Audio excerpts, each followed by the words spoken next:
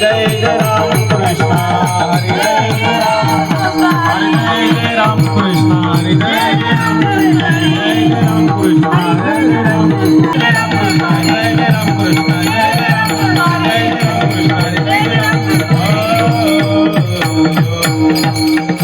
पिकले धनदाटवण्या आले समचरण सरोजं सांद्रनीलांबुदाभं योननिहित पाणी मुंडनं मंडनानां तरुण तुलसीमाला कंदरं कंजनेत्रं सदैधवलहासं विठ्ठलं चिन्तयामि पाण्डुरङ्गकरो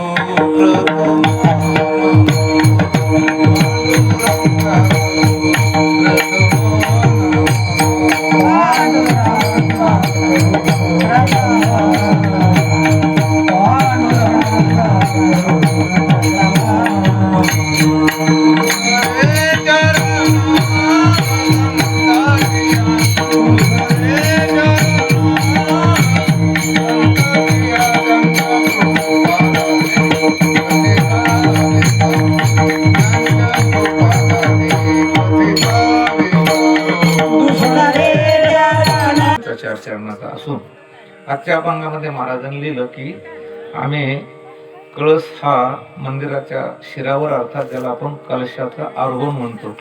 महाराज म्हणतात आम्ही जे काही मंदिर बांधलेले त्याच्यावर कलशारोहण केल्यानंतर देवळाच्या कामा कळसू असं ज्ञानोबाऱ्या म्हटले. ज्ञानोबाऱ्या म्हणतात देवळाची पूर्णता कधी होते तर मूर्तीची प्राणप्रतिष्ठा झाल्यानंतर नाही. महाराज म्हणतात जेव्हा त्याच्यावर कलशाचा आरोहण होईल आणि म्हणून कळसाच्या नंतर पुन्हा काही काम राहत नाही. तसे पूजा करताना महाराज म्हणतात सहस्रनामे पूजा करी. भगवंताचं विष्णू सहस्रनाम आहे. आम्ही त्या सहस्रनामाची काय करतो पूजा करतो. हे बघा भगवंताचं नामस्मरण असं आहे. धान्य येते म्हणजे फळं येते. कशी फळं येतात. महाराज म्हणतात भगवंताच्या नामस्मरणाचं पीक खूप पिकलेलं आहे आणि नुसतं पिकलं. आपण जर सरकी लावली कपाशी लावली आणि त्याला जर जास्त कैऱ्या आल्या ती मोडते. तसं मला वाटतं एकदा भगवंताचं नामस्मरण आपण करायला लागलो की त्याला फळ यायला पाहिजे. काही लोक असं म्हणतील भगवंताचं नाव घेतल्यानंतर फळ येतच असतं नाही त्याला मोक्ष त्याच्या पदरामध्ये पडलेलं आहे. पण तसं नाहीये. शास्त्र असं सांगतंय की नामाचे 10 अपराध आहे आणि ते अपराध व्यतिरिक्त वगळता जर तुम्ही नामस्मरण केलं तर त्याला फळ येते. तुकाराम महाराज म्हणतात फळ आले घन दाटवण्या आले. भरपूर त्याला फळ आलं. मला वाटतं भगवंताच्या नामस्मरणाची फळं कोणती. शांती क्षमा दया हे अंतकरणामध्ये होणं याचं नाव काय की भगवंताच्या नामस्मरणाचं फळ आहे. महाराजांनी सांगितलं की आता मी शेवटचं दान घेऊन टाकलं पांडुरंग परमात्मा. शेवटीचे दान भागाला नारायण. जसं आपल्या गायबाई महाराज यांनी शेवटचं दान काय घेऊन टाकलं देव. म्हणजे चोपाऊ महाराज असतील पांडुरंग परमात्मा आहे रुक्मिणी माता आहे. शेवटीचे दान भागाला नारायण. आणि त्याच्यामुळे तुकाराम महाराज म्हणतात तुका म्हणे पोट भरले वार लाभो वाट. महाराज म्हणतात अनादी कालापासून या पोटाची चिंता आहे. तर पोट शब्द इथे मनाचं उपलक्षण आहे. महाराज म्हणतात आता माझं मन भरलंय आणि आता मनाच्या सुखासाठी अनेक जे प्रयत्न केले ते सगळा बोभाटा त्याचा काय झाला की संपून गेला. असा या अभंगाचा थोडक्यात भावार्थ आहे.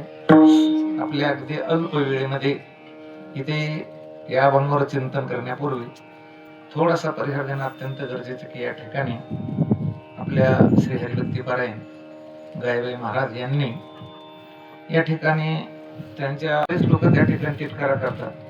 पण आपल्या वारकरी संप्रदायाची मला वाटतं पायाभरणी आणि वारकरी संप्रदायाचा आरंभ जर कोणी केला असेल तर स्त्रियांनी केलेला आहे. परमार्थाची जी गंगा आहे ती गंगा आपल्यापर्यंत जे पोहोचवण्याचं काम आहे तर पहिलं कोणा केलं सुरुवात कोणी केली तर स्त्रीने केलेली आहे. आणि प्रपंचाचा पायाभरणी माणसाने केलेली आहे. आपण दररोज आपण म्हणतो आदिनाथ उमा बीज प्रगटली नक्षिंद्राला दली सहज स्थिती. म्हणजे पार्वती मातेनं भगवान शंकराला विचारलं की मला ते तुम्ही जे तत्व आहे ते तत्व सांगा. आणि तिथून पुढे काय झालं मग त्याचं सगळं काय की या ठिकाणी प्रवास सुरू झाला. आदिनाथ गुरु सकळ सिद्धांचा मच्छिंद्र तयाचा मुख्य शिष्य असं होत होत होत आला. आणि म्हणून आपल्या भारतीय संस्कृतीमध्ये नारी म्हटलेले नारी स्त्रीला काय म्हटलेले की नारी. जो कभी किसी के नहीं आरी उसी के नाम नारी है. म्हणजे आणि या सगळ्या कार्यक्रमाचं आयोजन आमचे परम स्नेह हरिभक्तीपरायण रामदासजी महाराज सरकटे यांनी केले. आता उद्यापासून सकाळचं कीर्तन 9 ते 11 ठेवा बरं का. आता मला ते कीर्तनच सहन होणार नाही, कारण मी गाडीतून उतरलो की येशीत राहतो, येशीतून आलो की गाडीत राहतो. आता हे ऊन जर जास्त होते म्हणून थोडक्यात आपल्याला या ठिकाणी चिंतन करायचं. कसं आहे, आज पहिलाच दिवस आहे, मूर्तीची प्राणप्रतिष्ठा कलशारोहण व्हायला वेळ लागला. मला वाटलं प्रभू जेवण धकून घेऊ, म्हटलं की रामदास मारणं सुरू करून दिली. चला या ठिकाणी कीर्तन सेवा करायची. आणि म्हणून माझं एक सगळ्यांना आव्हान आहे, काय या ठिकाणी ज्ञानोबराय नाथ महाराज चोखोबा महाराजांची समाधी कुठे आहे? महाराज पायरीला आहे. कारण ते त्या चोखोबा महाराजांच्या नावामध्ये सामर्थ्य आहे.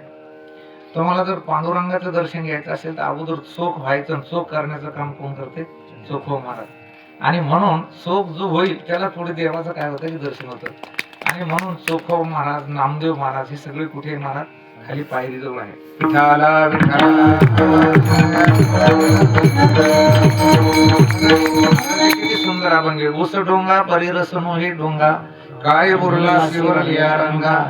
चोखोबा महाराजांचे असे थोडे अभंग आहे, पण अतिशय महाराज त्या ठिकाणी विचार करण्याला लावणारा अभंग आहे. आणि म्हणून या ठिकाणी आमच्या गयाबाई त्यांच्या खूप अशा प्रयत्नातून या ठिकाणी अनेक लोक त्यांना सहकार्य केलं आणि त्या माध्यमातून या ठिकाणी मंदिर, आता हे मंदिर नुसतं मंदिर झालंय खरं आहे, परंतु इथं पूजा अर्चा, त्याच्यानंतर इथं आता राहण्याची काय की व्यवस्था, असं भरपूर काम आहे. आणि माझी एक विनंती आहे, ज्याला जेवढं जमेल त्याने सगळं हाताने या ठिकाणी मदत करायची. त्याचं कारण हे असं आहे की देवाला धर्माला जर दान केलं ना तर काय होतं माहितीये का, त्या ठिकाणी आपलं धनेच चांगलं राहत असते.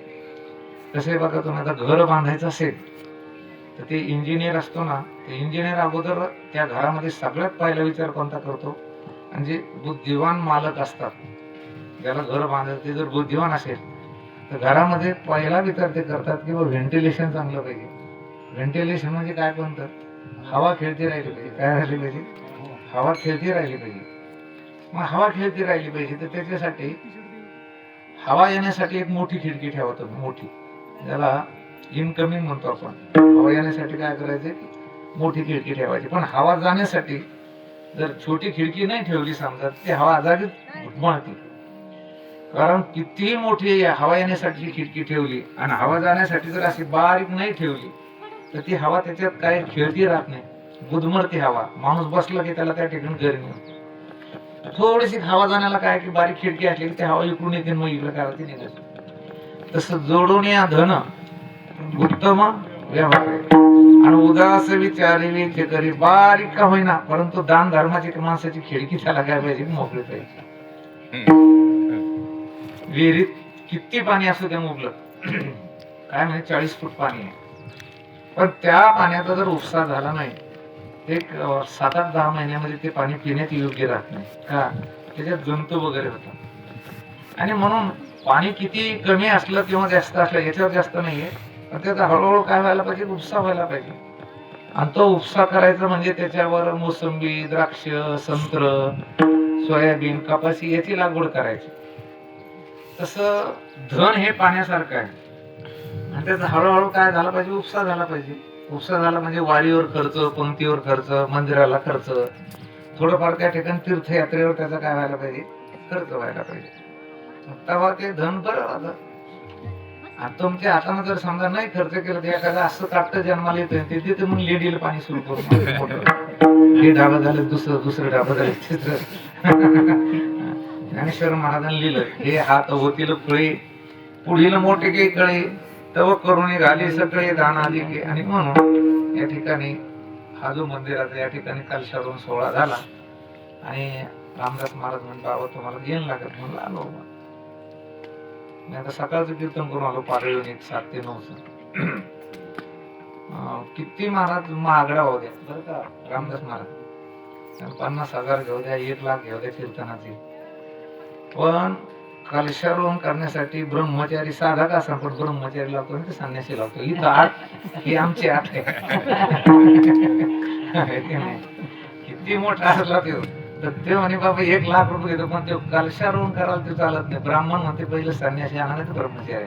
विठाला आता तुम्हाला वाटतं हे यायला लेकरं बाळ नाही, पण आमचं मूल्य इथं होईना पण कायमचं आहे बघा. विठाला आणि म्हणून आनंदाचा विनोदाचा भाग सोडा, पण कलशारोहण झालेला आहे. या ठिकाणी चोखोबा महाराजांचं अधिष्ठान आहे आणि आमच्या हरिभक्तीपरायण गयाबाई महाराज यांनी केलेले जे काम आहे ते या कामाला दिवसेंदिवस अधिकाधिक याची प्रगती हो. इवले रोप लावेले द्वारे आणि त्याचा वेलो जावो गगनावरी, एवढीच ईश्वरचरणी प्रार्थना करतो. अभंग तुकाराम महाराजांचा आहे आणि महाराजांनी लिहिलं की कळसवा येला शिरी सहस्रनामी पूजा करी. पूजा आपल्याला सगळ्याला माहिती पूजा अर्चा. मला वाटतं पूजेचे 3 प्रकार आहे. कर्मपूजा आहे, धर्मपूजा आहे आणि वर्मपूजा आहे. कर्मपूजा कोणती आहे सांगता? आपण आपल्या वाट्याला आलेलं जे कर्म आहे, तुम्ही ग्रस्त ब्रह्मचारी वानप्रस्थ कोणत्याही आश्रमामध्ये असाल, कोणत्याही